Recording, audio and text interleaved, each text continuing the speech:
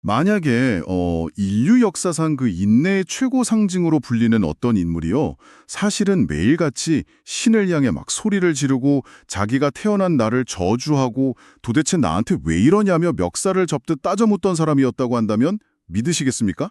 와, 아마 우리가 알던 그 참을성이라는 단어의 정의부터 완전히 다시 써야 할지도 모르죠. 맞습니다. 늘 새로운 지식을 탐구하며 깊은 사유를 즐기시는 청취자님, 환영합니다. 오늘 저희가 아주 깊게 파헤쳐 볼 주제는 바로 일상에서 너무나 흔하게 쓰이지만 사실 우리가 완전히 그 본질을 오해하고 있는 단어, 바로 인내입니다. 네, 오늘 이 시간 우리가 해부해 볼 자료는 아주 흥미로운 텍스트인데요. 2026년 3월 22일 예염교회 조덕근 담임 목사님의 주일 예배 설교문입니다. 제목이 인내와 주의 자비와 긍휼인데요. 야고보서 5장 11절을 중심 텍스트로 삼고 있죠? 네, 맞습니다.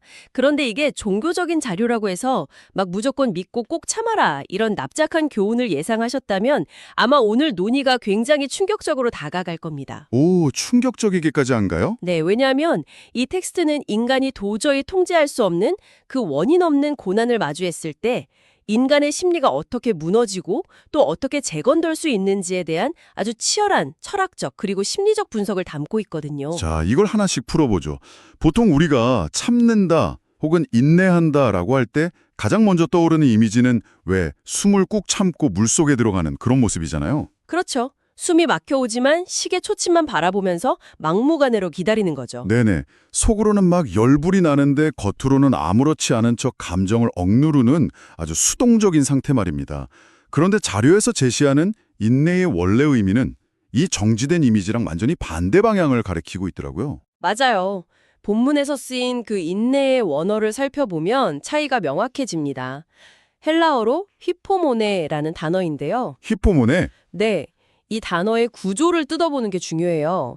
휘포는 어디 어디 아래라는 뜻이고요. 모네는 머물다라는 뜻입니다. 아래에 머물다. 네, 그러니까 나를 짓누르는 무거운 상황이나 도망치고 싶은 고통 아래에 머물면서 끝까지 버텨내는 힘을 말하는 거죠. 고통이 지나가기를 기다리면서 일시정지 버튼을 누르는 게 절대로 아닙니다. 그냥 멈춰 있는 게 아니군요. 무거운 짐을 어깨에 맨 상태로 내딛어야 할 다음 발걸음을 옮기는 아주 능동적이고 동적인 상태인 거죠. 와, 저 이 부분을 읽고 진짜 머리를 한 대 맞은 것 같았어요. 비유를 해보자면 막 쏟아지는 폭우 속에서 그냥 처마 밑에 숨어서 비가 그치기만을 처량하게 기다리는 게 아니라는 거잖아요. 그렇죠. 피하는 게 아니죠. 오히려 무거운 우산을 꽉 쥐고 그 거센 비바람을 온몸으로 버텨내면서 내가 가야 할 길을 묵묵히 걸어가는 약간 근력운동 같은 거네요. 아주 정확한 비유입니다. 그 우산을 들고 걷다 보면 팔도 아프고 비에 젖기도 하겠죠. 당연히 적겠죠. 바람 불면 우산도 뒤집어지고요. 하지만 걷기를 멈추지 않는 그 마찰력 자체가 바로 인내라는 겁니다. 여기서 흥미로운 점은요, 이 능동적인 버팀의 결과입니다. 본문에서는 이런 인내를 하는 자를 복되다고 선언하거든요. 현대사회에서 복이라고 하면 보통 고통 자체가 싹 사라진 안락한 상태 아니면 돈을 많이 버는 걸 떠올리잖아요. 네, 세상적인 성공이나 통장 잔고가 늘어나는 걸 생각하기 쉬운데 텍스트가 말하는 복은 영적인 평강, 즉 샬롬입니다. 샬롬이요? 네, 이 샬롬은 그냥 스파에서 마사지 받을 때 느끼는 나른한 평화가 아니에요. 폭풍우 속에서도 무거운 짐 아래서도 내가 해야 할 일을 땀 흘려 끝끝내 해냈을 때 내면 깊은 곳에서부터 차오르는 단단한 성취감과 평화를 의미하죠. 고통을 피해서 얻는 얄팍한 안락함이 아니라 고난을 정면으로 통과해낸 사람만이 가질 수 있는 묵직한 평화라는 거군요. 맞습니다. 고통이 없는 상태가 평화가 아니라 고통 속에서도 책임과 자리를 지켰을 때 찾아오는 샬롬인 거죠. 개념 자체는 너무 멋지고 아름다운데요. 약간 현실적으로 한번 생각해보죠. 지금 이 방송을 듣고 계신 청취자님이 직장에서 불안한 대우를 받거나 삶에서 도저히 감당하기 힘든 짐을 졌다고 쳐봅시다. 네, 아주 흔한 상황이죠. 무거운 우산을 꽉 쥐고 계속 걸어가는 게 진짜 말처럼 쉬운가요? 결국 지쳐서 쓰러지거나 우산을 확 던져버리고 싶어지는 게 사람 마음이잖아요. 자료에서는 이걸 현실에서 대체 어떻게 실천할 수 있다고 말합니까? 그 질문에 답하기 위해서 자료는 우리에게 아주 익숙한 인물 하나를 구체적인 모델로 제시합니다. 바로 성서에 등장하는 인물 욥입니다. 아, 욥. 네, 본문에서도 너희가 욥의 인내를 들었고 라며 그를 인내의 대명사로 내세우고 있죠. 잠깐만요. 제가 여기서 자료를 보면서 약간 의아했던 점이 있어요. 어떤 부분이죠? 우리는 흔히 욥의 인내라고 하면 온갖 재산 다 잃고 가족 잃고 몸에 병까지 났는데도 하늘을 향해서 원망 한마디 안 한 엄청난 성인군자를 떠올리잖아요. 보통 그렇게들 많이 알고 있죠. 그런데 그게 인내라면 감정이 살아 숨쉬는 평범한 우리는 절대 할 수 없는 거 아닌가요? 너희는 안 되니까 그냥 입 다물고 참아라. 이렇게 들리거든요.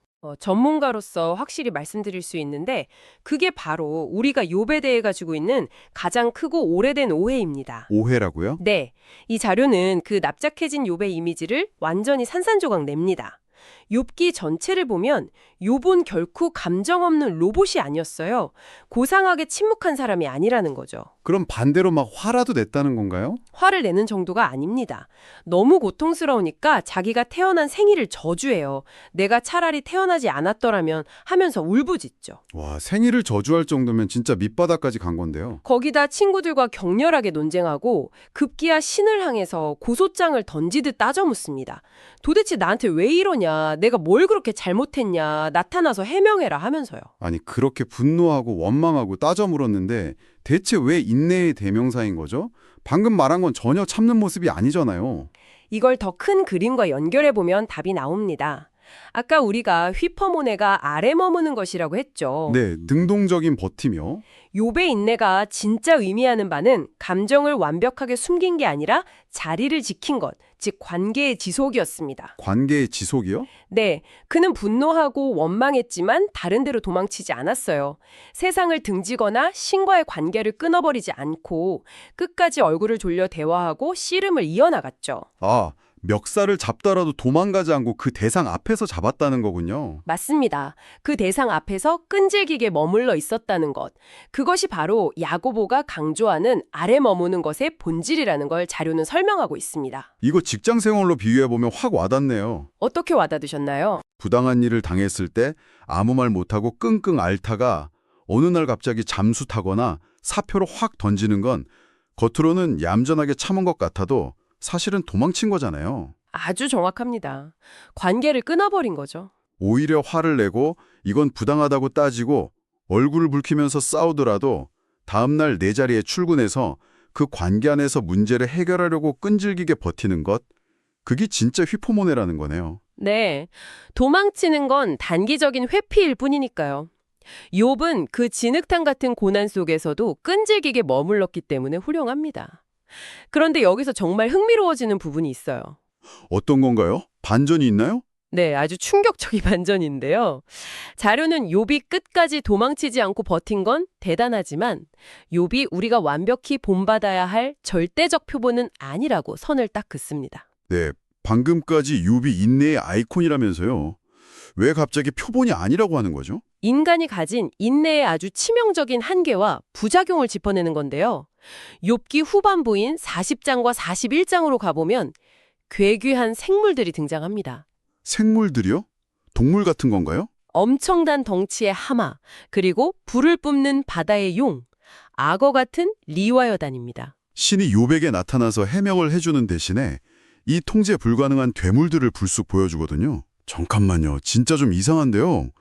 나는 이유 없이 집 잃고 가족 잃어서 미치겠는데 갑자기 와서 괴물 다큐멘터리를 틀어주는 거잖아요. 넌 이 하마보다 약하니까 그냥 조용히 해라. 뭐 이런 건가요? 표면적으로는 힘으로 찍어 누르는 것처럼 보일 수 있죠. 하지만 자료의 깊은 해설을 보면 전혀 다릅니다. 신이 이 괴물들을 들이민 진짜 이유는 그것이 바로 욥 자신의 내면을 비추는 거울이었기 때문입니다. 네, 거울이요. 욥은 아무 잘못 없이 고통받은 선량한 피해자잖아요. 어떻게 피해자가 괴물이 되나요? 바로 이 지점이 인간 심리의 무서운 점입니다. 사람이 아무런 원인 없이 고통을 받게 되면, 즉 통제할 수 없는 불행에 압도당하면 어떻게든 살기 위해 통제권을 되찾으려 합니다. 아, 뭔가 이유를 만들어내려고 하겠죠? 그렇죠. 그러다 보니 상황을 바꿀 순 없고 대신 자기 자신을 절대적인 도덕적 우위로 끌어올리는 겁니다. 욥은 고난을 견디는 과정에서 나는 아무 잘못이 없는데 고통받고 있다. 고로 나는 완벽하게 옳고 이 고통을 주는 신이 틀려먹었다. 이런 거대한 자기 확신과 교만에 빠져버린 거죠. 와, 억울하게 고통받는 피해자인 줄만 알았는데 그 고난을 견디다가 오히려 무서운 자기 의의에 빠져버렸다는 거네요. 내가 제일 억울하니까 내 말이 다 맞아, 이렇게요? 맞습니다. 고난을 버티는 나 자신에 대한 연민이 도를 넘어서서 타인을 정죄하고 스스로를 신의 위치에 올려놓는 괴물. 그게 바로 욥의 내면에 자라난 하마와 리워야단이었던 겁니다. 진짜 소름 돋네요. 짐을 던지고 도망치진 않았는데 그 짐에 짓눌려서 마음의 형태가 괴기한 괴물처럼 변해버린 거잖아요? 그렇죠. 욥은 신이 보여준 그 괴물들의 모습을 보고 나서야 거울에 비친 자기 자신의 끔찍한 진짜 얼굴을 깨닫게 됩니다. 그럼 욥은 그걸 깨닫고 어떻게 하나요? 42장 6절에서 욥은 완전히 부서집니다.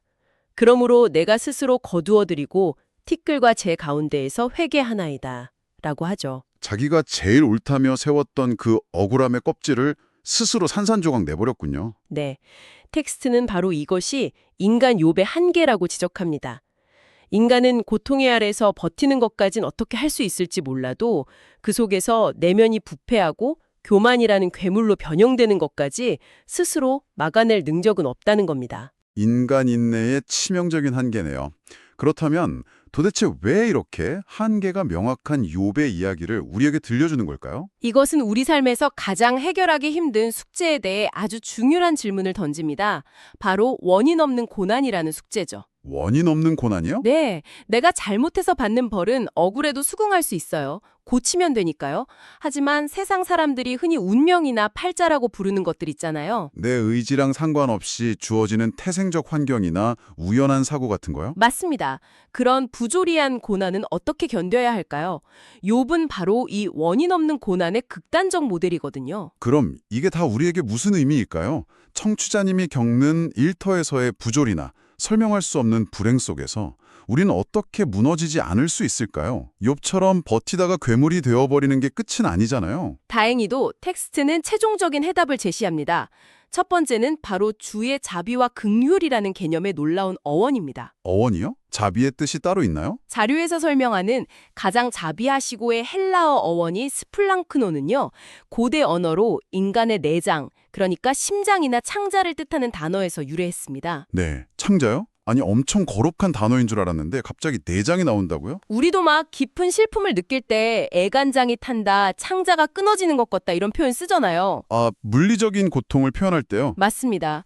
신의 자비는 저 멀리서 우리 고통을 구경하면서 쯧쯧 불쌍하네 하고 동정하는 게 아닙니다. 당신이 원인 없는 고난 아래서 신음할 때 신 역시 내장이 뒤틀리는 듯한 끔찍한 아픔을 함께 느끼며 완벽하게 공감하고 있다는 뜻입니다. 와, 머리로 하는 동정이 아니라 그냥 뱃속에서부터 울리는 맹렬한 공감이네요. 거기에 긍휼이라는 조건 없는 불쌍히 여김이 더해집니다. 당신이 훌륭해서가 아니라 그저 조건 없이 품어주는 사랑이죠. 내가 이 부조리한 짐 아래에서 혼자인 줄 알았는데 누군가 내장이 끊어지는 아픔으로 내 곁에서 같이 버티고 있다. 이걸 안다면 다시 일어설 힘이 생길 것 같아요. 그렇죠. 그리고 이어서 자료는 인간 욥의 한계를 넘어선 완전한 인내의 본질로서 예수 그리스도를 대조시킵니다. 욥이랑 어떻게 다른가요? 예수는 원인 없는 고난의 끝판왕이었습니다. 아무 죄 없이 가장 억울한 형태의 십자가 죽음을 맞았죠.